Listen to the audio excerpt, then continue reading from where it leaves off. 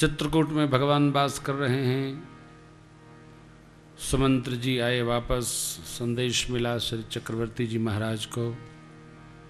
श्री सीताराम जी लक्ष्मण जी नहीं आए। ऐसा समाचार सुनते ही महाराज निढाल हो गए, दुखी हुए। क्यों? सुख की कल्पना में दुख आ गया। बहुत सुख की कल्पना हम करेंगे तो दुख आना स्वाभाविक है, और आएगा तो ले जाएगा। विराट सुख हमने बना लिया मस्तिष्क में, मन में। उस विराट सुख के सामने यदि छोटा भी दुख आ गया तो हम बिगड़ जाएंगे, हम अस्त व्यस्त हो जाएंगे, और दुख हमको मार देगा, हमारे प्राण पखेड़ू लेके चला जाएगा। इसलिए सुख की बहुत कल्पना अच्छे नहीं। क्या घटना, मां कौशल्या जी रह गई, वन जिन्होंने दिया मां कैकेयी जी रह गई, सुमित्रा मैया और भी माताएं रह रही हैं, पूरी अयोध्या। महाराज को ही क्या हुआ? जिसका जितना बड़ा सुख है कल्पना लोक में, दुख आने पर उसको उतना बड़ा झटका भी होगा। कथा ये कह रही है, सुख की बहुत कल्पना नहीं, थोड़ा संभाल के। भगवान श्री रघुनाथ जी का 9 बार नाम स्मरण करके, हा रघुरंदन प्राण प्रीते तुम बिन जियत बहुत दिन, राम राम कहि राम कहि राम राम कहि राम, तन परिहर रघुबर बिरह राव गयो सुरधाम। चक्रवर्ती जी महाराज देवलोक प्रस्थान कर गए।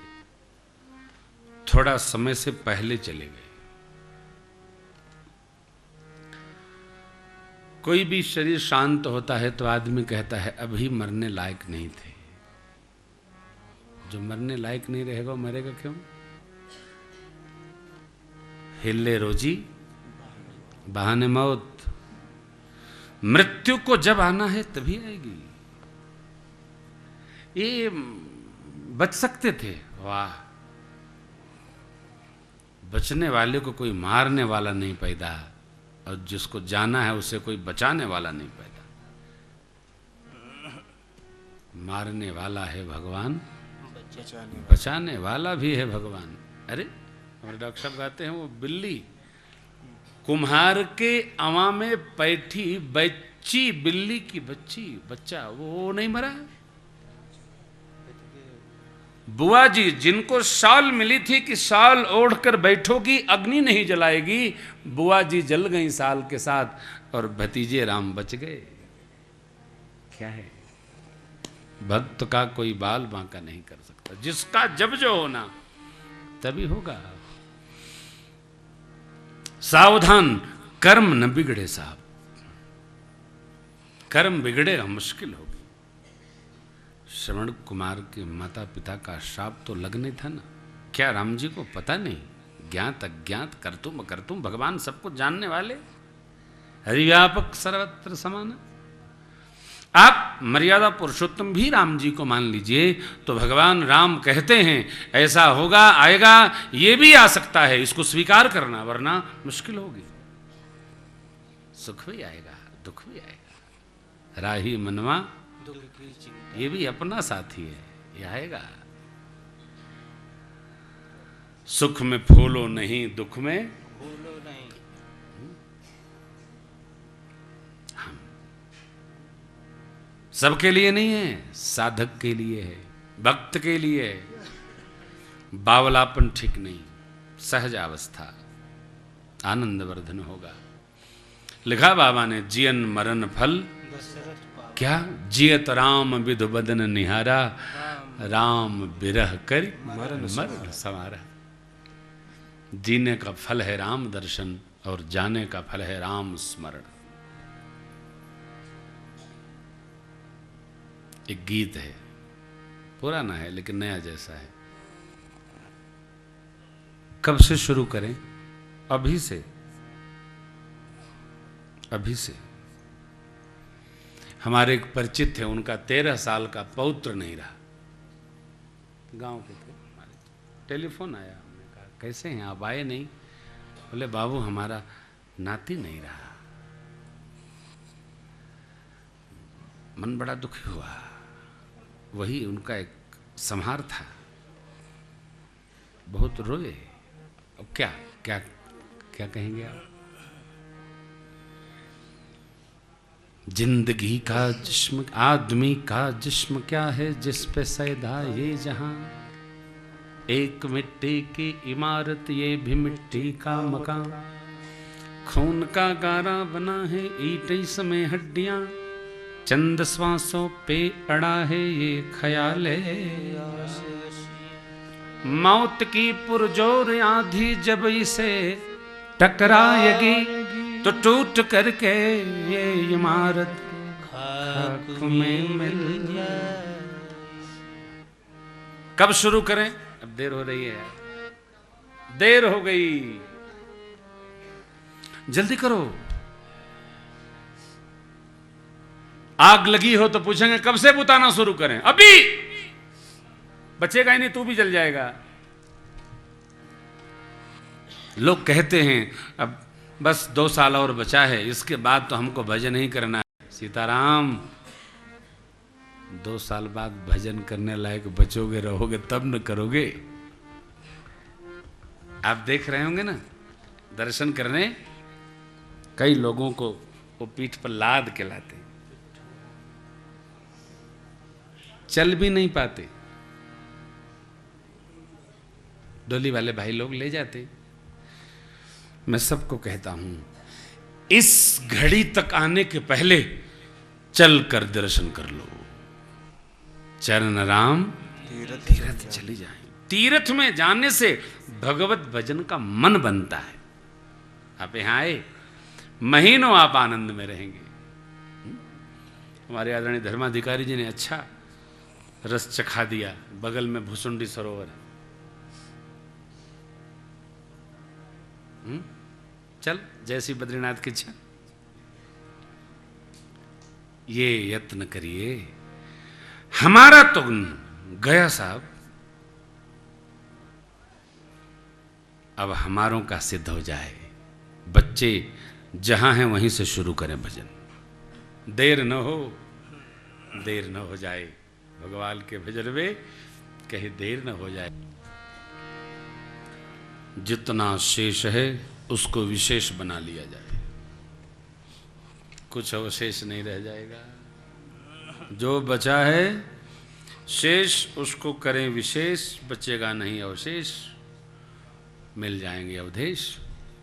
बड़ी कृपा होगी, बरसेगी ऋतु आई। सरकार विदा लिए, गुरु वशिष्ठ भगवान आए, तेल में नाव में तेल पधराकर सरकार के स्वरूप को संरक्षित कराया है। भरत जी शत्रुघ्न जी को ननिहाल से बुलवाया गया। महाराज का सरजू जी के तट पर चंदन की चिता सजाकर और अग्नि प्रवेश कराया गया।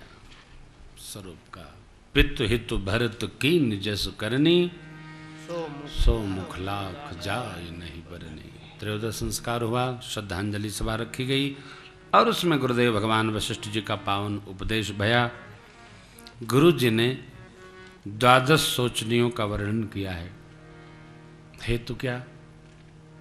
हे तात, आपके पिताजी का सोच करने योग्य नहीं है।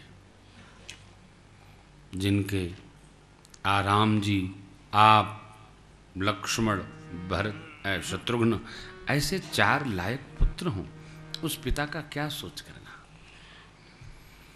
उस विप्र का सोच करना चाहिए जो वेद से हीन है। ब्रह्मचारी का सोच करने योग्य है जो गुरु आज्ञा अनुसार नहीं चलता है। गृहस्थ है, कर्मपथ को समझता नहीं है।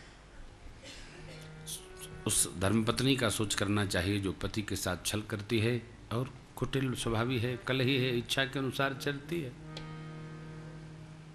वानप्रस्थी जिसको संसार के विषय से प्रेम है।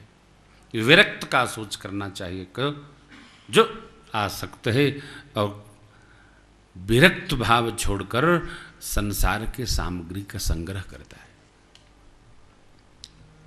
सब कुछ मिलाकर उस जीव का सोच करना चाहिए जो छल छाड़कर भगवान का भक्त नहीं हो गया।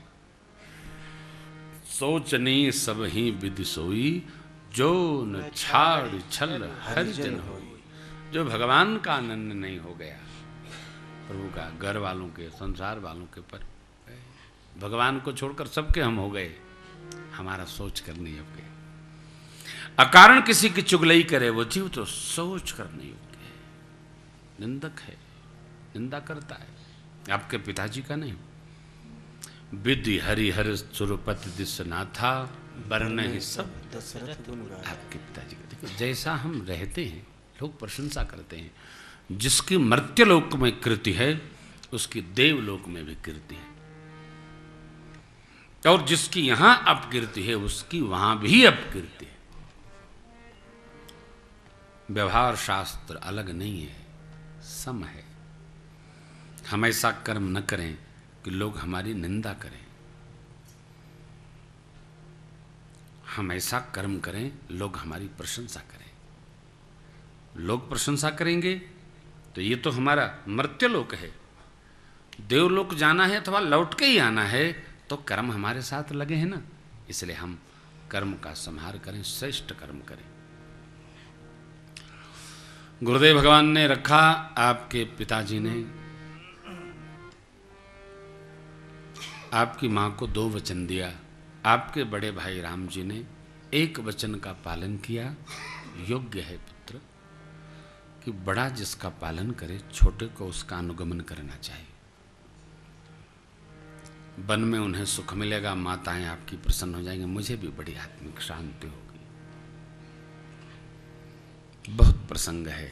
गुरुदेव कहते हैं आपका और राम जी का जो प्रेम जानेगा वो सब प्रकार आपको अच्छा ही कहेगा, बुरा नहीं कहेगा। आपका भाव न हो तो जब तक राम जी वन में हैं तब तक आप राज स्वीकार करो, फिर सौंपे हो राज राम के आए, सेवा करे हो स्नेह सुहाए। राम जी को आने पर राज सौंप दीजिएगा। आप सभी लोग जानते हैं, न जानते हो तो जान लें,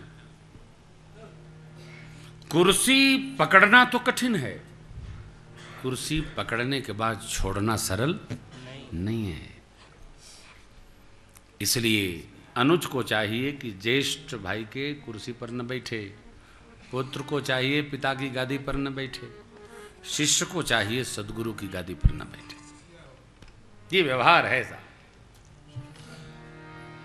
एक बार आ गई, एक बार बैठ गए तो खतरा है, वापसी नहीं, मन बनता नहीं। गद्दी पर बैठने के बाद श्रेष्ठ को गद्दी देना सरल काम नहीं है। सुग्रीव जी बैठ गए ना,